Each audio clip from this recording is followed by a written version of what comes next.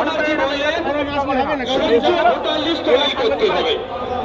দায়িত্বশীল নাগরিক হিসাবে আমরা স্বচ্ছ ভোটার লিস্ট তৈরির জন্য করোনা ফর্ম কিভাবে ফিল আপ করতে হবে, 2002 এসআইএল লিস্টে যদি নাম থাকে কি করতে হবে, না নাম থাকলে কি করতে হবে, এক কথায় নির্ভুল করোনা ফর্ম আমরা জমা করলাম।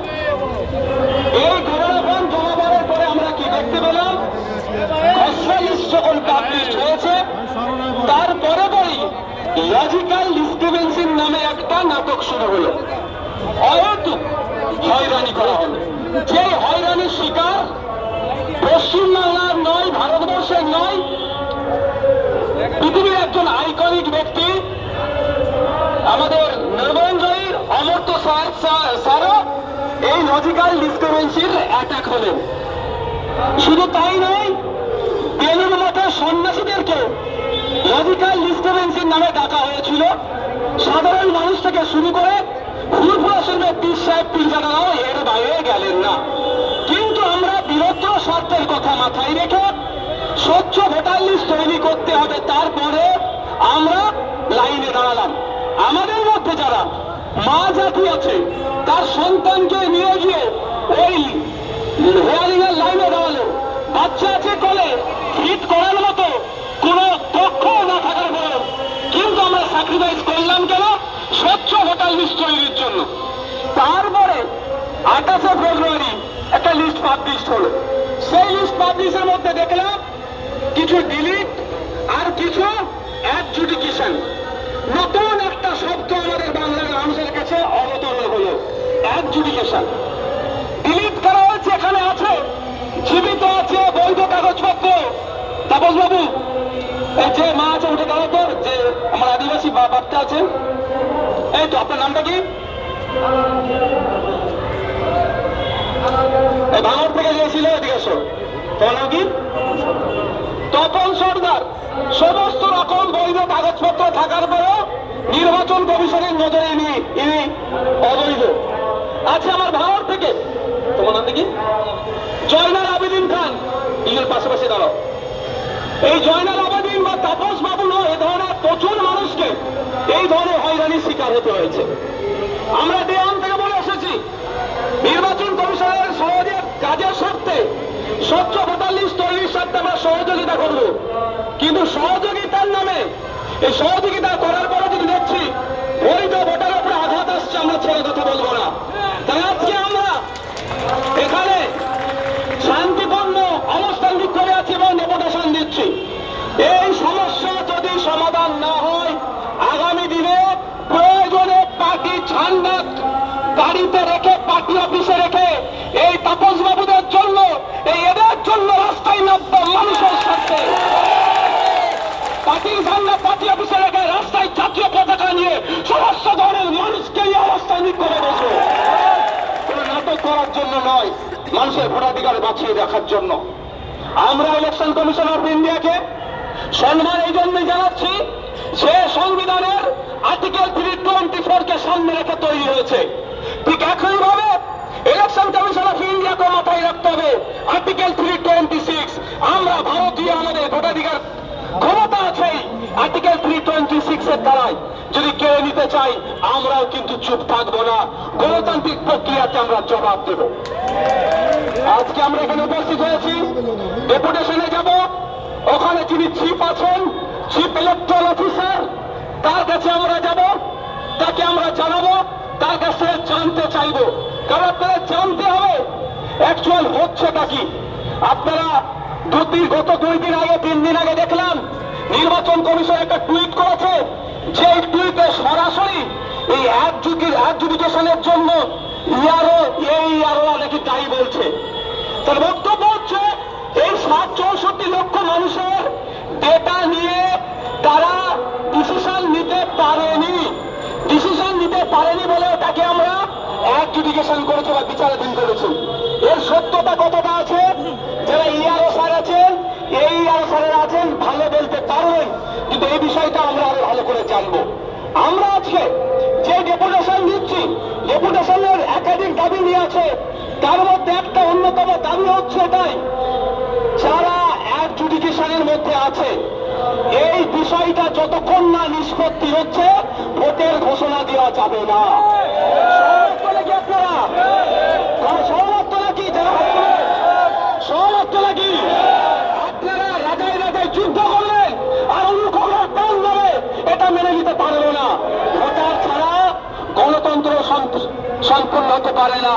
কি গণতন্ত্রের উৎসব উদযাপন করবো যেখানে এই গণতন্ত্রে আমার ভাই আমার তাপস বাবু যদি আমার কি নাম এই তপন বাবু যদি গণতন্ত্রে অংশগ্রহণ নিতে না পারে তাহলে নওশাদ সিদ্দিকী গণতন্ত্রে অংশগ্রহণ করবে। সাইফুল্লাহ যদি গণতন্ত্রে অংশগ্রহণ ওই উৎসবে অংশগ্রহণ করতে না পারে তাহলে শাহাবুদ্দিন সিরাজি ওই গণতন্ত্রে অংশগ্রহণ করবে না। যতক্ষণ না পর্যন্ত এই 64 লক্ষ বা 60 লক্ষ অ্যাডজুডিকেশনের নামে এখন হোল্ড করে রেখেছে, ওই সমস্যা সমাধান হচ্ছে, ওটা মীমাংসা হচ্ছে, অতক্ষণ পর্যন্ত ভোটের ঘোষণা আমরা দিতে দেব না। কারণ আপনি সরকার তৈরি করবেন মানুষের ভোট নিয়ে, সেই ভোটে যদি তপন বাবুরা না থাকে, এরা না থাকে, ওই সরকারকে আমরা মানে ওই সরকার গঠনের পদ্ধতিকেও আমরা আটকাবো। ওটা সঠিক পদ্ধতি আমরা মনে করব না। এই দাবি আমাদের আপনাদের জানতে হবে। আইএসএফ এর আসল দাবিটা কি? আমরা অবৈধ ভোটারের বিপক্ষে, বৈধ ভোটারের পক্ষে, আমরা স্বচ্ছতার পক্ষে। কিন্তু স্বচ্ছতার নাম করে এদেরকে যদি ডিলিট করে দেয়, এদেরকে যদি ঝুলিয়ে রাখে, এর আমরা চরম বিরুদ্ধে। তাই আমরা এখনই আমাদের একটা প্রতিনিধি দল ডেপুটেশনে যাবে, কি হচ্ছে না হচ্ছে জেনে আপনাদের জানাবো। তবে একটু জানিয়ে রাখি আপনাদের, আপনারা দেখেছিলেন সন্দেশখালীতে নর্থ ইন্ডিয়ান সিটিজেন করে দিয়েছিল, কেউ ছুটে আসেনি তাদের জন্য। ইন্ডিয়ান সেকুলার ফ্রন্ট ছুটে এসেছিল, নওশাদ সিদ্দিকীরা গিয়েছিল, ইলেকশন কমিশন অফ ইন্ডিয়ান এখানে যারা অফিসার আছে সিওকে প্রশ্ন করেছে চোখে চোখ রেখে যে আপনাদের অধিকার আছে, কে ভারতীয় কি ভারতীয় না এটা ডিক্লিয়ার করার আগে দেখান কোথায় আছে, দেখাতে পারেনি। কারণ হচ্ছে জেনে রাখা দরকার, তোমার রাস্তা তৈরি করা, বিল্ডিং তৈরি করা, হসপিটাল স্কুল তৈরি করা নির্বাচন কমিশনের কাজ নয়। একইভাবে এই ভারতীয়কে তার আইডেন্টিফাই করা নির্বাচন কমিশনের কাজ নয়। নির্বাচন তার ডিউটি তাকে বুঝিয়ে এসেছিলাম, তার যেদিনকে ডিউটি তারা বুঝিয়ে গেছি, তার পরের দিনে খোঁজ নিয়ে দেখছি আর কারো নামের পাশে নর্থ ইন্ডিয়ান সিটিজেন নাই। তাই আজকেও আমরা এসেছি সেই দিনকে সন্দেশখালীর মানুষ যে আতঙ্কে ছিল, আমরা এসে ডেপুটেশন দেওয়ার পরে নির্বাচন কমিশনের অফিসারের সাথে কথা বলে সন্দেশখালীর মানুষকে অন্তত নর্থ ইন্ডিয়ান সিটিজেনের আতঙ্ক থেকে মুক্ত করতে পেরেছিলাম। আজকে আমরা এসেছি, আজকে যে দাবি নিয়ে যে 64 লক্ষ মতো মানুষ আতঙ্কে আছে, তারা ভোট দিতে পারবে কি পারবে না আতঙ্কে আছে। তাই তো নাকি ভাই? আতঙ্ক তো এটাই, এবারে ভোট দিতে পারবো কি পারবো না। আমাদের বক্তব্য হচ্ছে আগে সমাধান পরে নির্বাচন, আগে সমাধান পরে নির্বাচন। তুমি ভোটে জিতে এমএলএ হবে, 1,21,000 টাকা মাইনে পাবে, তুমি মন্ত্রী হবে, 1.5 লাখ টাকা মাইনে হবে, পরে রাখো। আমি খেটে খাওয়া মানুষ, আমার ভোট আগে ফিরে আসবে, তারপরে তুমি এমএলএ হবে। দাবি আমরা নিয়ে যাবো, এ দাবি প্রথম আমরাই তুলেছি পশ্চিমবাংলায়, আর এর সমাধান আমরাই করবো, রাজপথে বসেই আমরা করবো। যদি কেউ মনে করে বিজেপি তৃণমূলের সুবিধা করার জন্য এই নাটক করবেন, এটা বলতে চাই 64 লক্ষ মানুষ যদি রাস্তায় নামে বিপদ হবে। আমি মমতা ব্যানার্জিকেও বলবো, শুভেন্দু অধিকারীকেও বলবো, আপনারা বুঝে শুনে কথা বলুন, বুঝে শুনে কথা বলুন। এতটুকু শুধু বলছি, বুঝে শুনে কথা বলুন, অন্যথায় মানুষ গণতান্ত্রিক প্রক্রিয়ায় জবাব দিতে শুরু করবে। অনেক হয়েছে, দেয়ালে পিঠ থেকে গিয়েছে। জনগণকে মানুষ আমার তপন বাবু একে ডিলিট করে দেবে, আমি চুপ করে থাকবো? এই লড়াই করতে হবে কি হবে না? এর নাম ভোটার লিস্ট থেকে বাদ দিয়েছে, ডিলিট করেছে, এবার লড়াই করতে হবে কি হবে না? কে তপন বাবু আর কে তহিনুল আমাদের কাছে মানদণ্ড নয়। কারণ আমাদের কাছে মানদণ্ড কি? আর্টিকেল 326 আর কাগজ, এই দুটো বাইরে আমরা কাউকে চিনি না। সুতরাং প্রস্তুত থাকতে হবে আগামী দিনের জন্য। এখনো যারা ঘরে বসে এসি ঘরে হাওয়া খাচ্ছে, যারা ভাবছে 6টি লিস্টের মধ্যে আমার নাম চলে এসেছে, আমার অসুবিধা নয়, বলবো একটা কথাই, আপনাদের তো রাস্তায় নামতে হবে, নালে আজকে 60 লক্ষ, কালকে এই ধরনের কোন আবার বন্দি ঘটে 1 কোটি 20 লক্ষ আনতে পারে। তাহলে যারা ভাবছেন আমি আমার কথা বলছি, জানিয়ে রাখি কেন পাওয়ার অর্জন করতে হবে। ভাঙড়ে কিন্তু মাত্র 11,500। ভালো করে জানে ভাঙড়ের বিধায়ক কিন্তু ওই মমতা ব্যানার্জির চটির দিকে তাকিয়েও থাকে না, অমিত শাহ চটির দিকে ভালো করে জানে। একটা আছে নিয়ে হাজির করে ফেলেছি, বুঝতে পারছো? আমার যে বুথে বাড়ি একটা মাত্র ডিলিট হয়েছে, বেচারির কাগজপত্র ভুল আছে, কাকুলি বৈরাগী সম্ভবত নাম, আমি তার হয়ে আমরা লড়াই করবো। কিন্তু একটু বোঝানোর জন্য বলছি, যেখানে শামসারগঞ্জ, সুজাপুর আনম্যাপড মাত্র 89.89%, 1% নয় আনম্যাপ, সেখানে লজিক্যাল আপনি আন্ডার অ্যাডজুডিকেশনে প্রায় 52% ডাক পড়েছে। ভাবতে পারছেন কেন করছে? ওখানকার বিধায়করা কি করছেন? ঘটছে নাকি? আর ভাঙড়ে করতে পারেনি কেন বোঝার চেষ্টা করুন আপনারা। এটা হচ্ছে পাওয়ার, এই পাওয়ার তৈরি করুন, দিকে দিকে সাহস পাবে না। সুরেন্দ্র অধিকারী অনেক কথা বলে, ভাঙড় দিকে বলে সাহস পাইলে কেন? ভালো করে জানে ভাঙড়ের বিধায়ক কি আছে।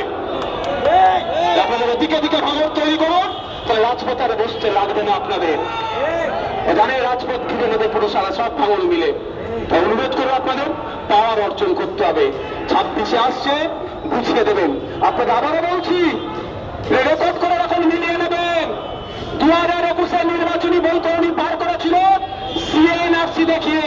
বিজেপি বলেছিল সিএনআরসি করে তাড়িয়ে দেবে, আর তৃণমূল বলেছিল আমি রেখে দেবো। এই ভয়ে ভোটটা ভাগ হয়েছিল। 2026-এ বিজেপির কাছে কোনো ইস্যু নাই, তৃণমূলের কাছেও কোনো ইস্যু নাই, দুর্নীতি চুরি ছাড়া ওদের বিরুদ্ধে। সুতরাং এখন ভোটের বৈতরণী পার করতে কি হবে? এসআইআর ভোটের বৈতরণী পার করতে চাইছে। টোটাল এটা নাটক হচ্ছে। আমার একটা বার্তা মুখ্যমন্ত্রীর কাছে, গতকাল তিনি নাকি ধর্নায় বসবেন, তিনি বসতে পারেন, আগামীকাল বসবেন, তিনি বসতে পারেন, আমার কোনো ওখানে নাই। অতটুকু অনুরোধ, রাজ্যের একজন দায়িত্বশীল নাগরিক হিসাবে 64 লক্ষ মানুষের হয়ে একটা বার্তা দিতে চাই মুখ্যমন্ত্রীর কাছে, যে পশ্চিমবাংলা সরকারের অধীনে আমরা আছি, আমরা ভোটার পশ্চিমবাংলা সরকারের আন্ডারে। তো 64 লক্ষ ভোটারের জন্য সুপ্রিম কোর্টে একটা মামলা মমতা ব্যানার্জি করুন, যে যতক্ষণ না পর্যন্ত এই সমস্যার সমাধান হবে, ততক্ষণ পর্যন্ত অন্য কোন নির্বাচন হবে না। তাহলেই বুঝতে পারবো আসল দরদ না ভোট লুটার দরদ, সবাই বুঝতে পারবো। আওয়াজ শুনুন, আওয়াজ শুনতে হবে আপনাদের, তাহলে সাপ হয়ে ধ্বংসে ওজা হয়ে ধারা হবে। মামলা দেখেছেন মমতা ব্যানার্জি গিয়ে করেছে, ওনার পক্ষ থেকে করেছে, কিন্তু পশ্চিমবাংলা সরকার এখনো মামলা করেনি।